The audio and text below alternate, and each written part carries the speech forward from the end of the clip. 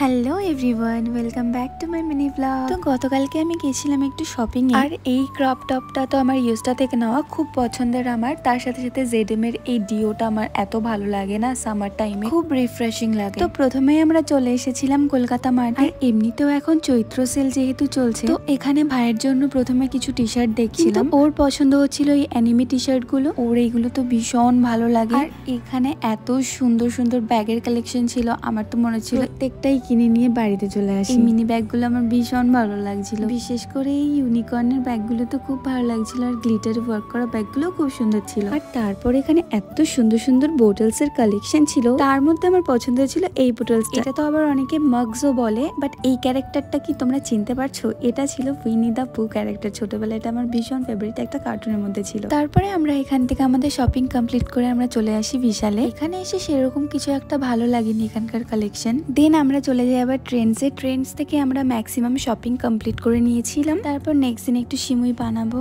আর আমার কিছু grocery item কেনার ছিল, পাস্তা, ম্যাগি মশলা আর অনেক কিছু। আর তারপর আমি আমাদের খাওয়া দাওয়ার ক্লিপগুলো নিতে সবই ভুলে গেছিলাম। তো এটা ছিল নেক্সট দিন। আমি সন্ধ্যের টাইমে একটু দহি খাচ্ছিলাম, মিষ্টি দই আমার খুব ভালো লাগছে রিসেন্টলি, জানি না কেন। তো দেখা হচ্ছে তোমাদের সাথে নেক্সট ব্লগে, টাটা।